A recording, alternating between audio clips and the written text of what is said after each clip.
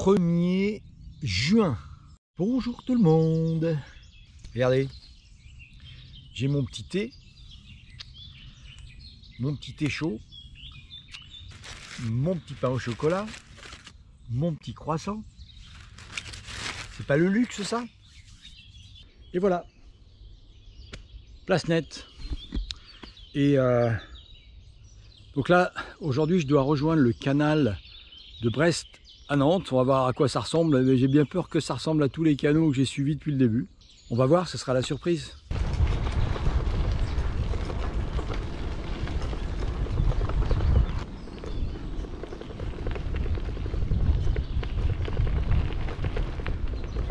Et voilà le fameux canal de Brest à Nantes.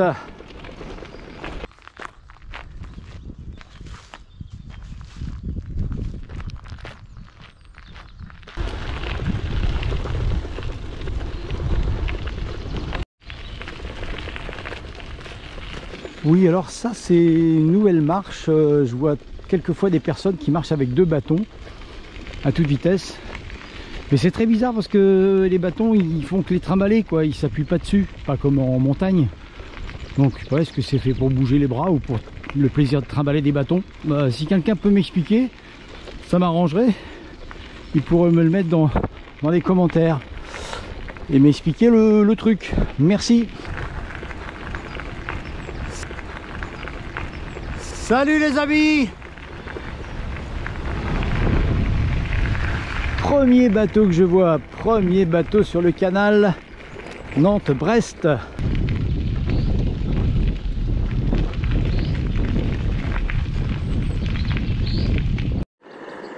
Alors ce midi c'est grand luxe puisque je suis parti assez tôt, je m'octroie un petit moment sympa pour même cuisiner. Voilà, ouais, c'est grand luxe hein, puisque on a des merguez champignons. Là j'ai aussi mon petit verre d'eau habituel que j'ai mis à l'ombre. Et il y a même des compotes en dessert. Le grand luxe.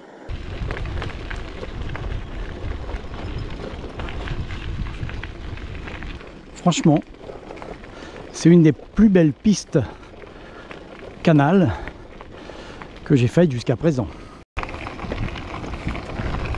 Alors il y en a une qui voyage gratos là. Honnêtement, je n'arrive pas à croire que je suis en train de traverser la Bretagne, ou tout au moins que je suis déjà en Bretagne avec mon petit vélo de rien du tout, qui a 24 ans déjà, vieux vélo, je suis vraiment pas équipé. Bon, après j'ai acheté un petit peu de matos, tout ça je vous expliquerai à la fin, ce qui a bien marché, ce qui a été utile, pas utile. Comme ça vous pourrez faire la même chose et je vous suivrai sur YouTube. Mais j'arrive pas à y croire, je suis déjà en Bretagne. Très joli, franchement. Là c'est même plus un canal, c'est... je sais pas. C'est un étang, c'est immense. C'est vraiment une des... j'insiste, une des plus belles pistes vertes que j'ai faites jusqu'à présent. En tenant compte de la Via-Rona en septembre. Et du canal de Bourgogne. Alors mes amis véloteux et les autres, je vais vous donner un petit tuyau. J'arrête pas d'évoluer, de circuler en plein soleil. Bon là je suis à l'ombre, j'ai trouvé des arbres. Mais j'ai acheté une bouteille de coca. Et forcément un coca chaud, ça fait un peu comme du café chaud. Donc pour la garder fraîche, il y a un truc tout simple. Fraîche. En tout cas plus fraîche que la température ambiante. Je vais vous montrer. On mouille un tissu.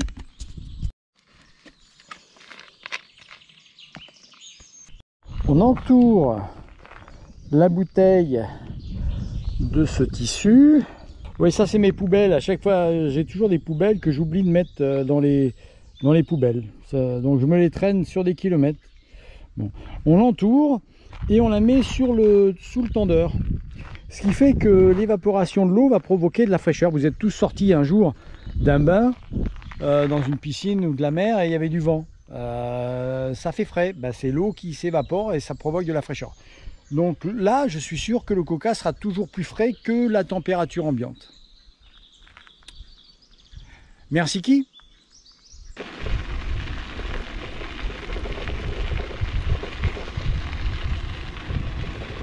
Voilà, et quand ça sèche un peu, c'est pas compliqué. On remet un petit peu d'eau. Ah, c'est bien si c'est ouvert. Voilà. Là, ça reste frais. On y va, on continue. Et c'est pas gadget, je vous assure que ça marche très bien.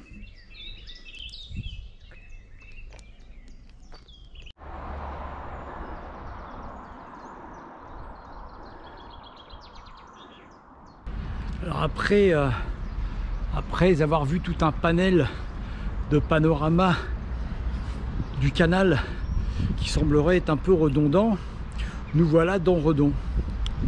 Redon qui au 19e siècle était une grande ville portuaire à l'intérieur des terres.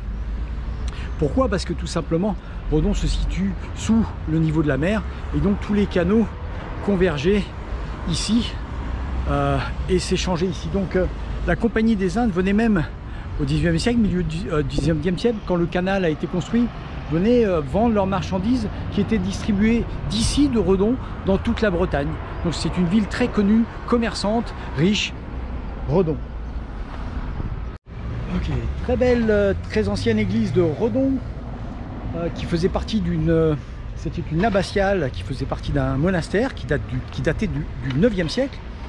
La tour, elle, a été construite au 14e siècle. La tour que l'on voit ici, qui fait 57 mètres de haut, pas très courante en Bretagne. Et en 1780, il y a eu un incendie, un énorme incendie qui a ravagé l'église. Ils n'ont pas reconstruit les cinq premières nefs, ils les ont pas reconstruites, ce qui fait que le clocher maintenant est séparé de l'église. Voilà, c'est tout ce qu'il y a à dire.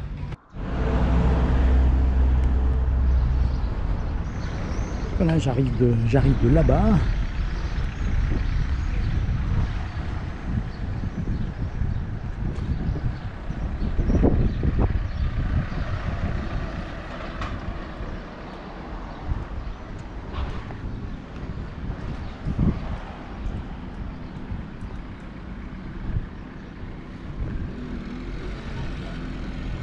Et je vais continuer par là-bas.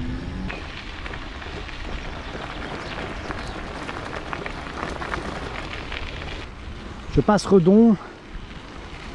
Je vais essayer d'aller jusqu'à Peillac, encore 18 km. Et là, il y a un petit camping. Je vais voir si c'est ouvert. Sinon, bah, je me trouverai une petite aire de repos adaptée à mon style.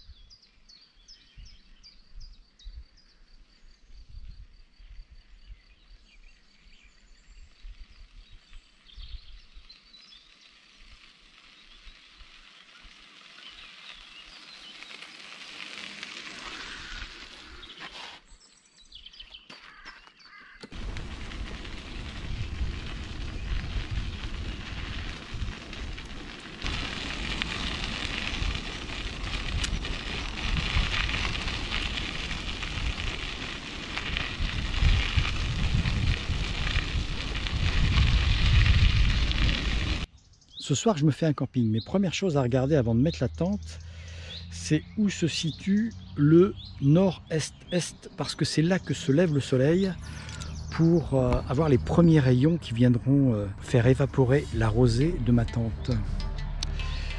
Donc, je regarde ma petite boussole et je sais que il faut que je me mette par là. Le soleil va se lever là-bas.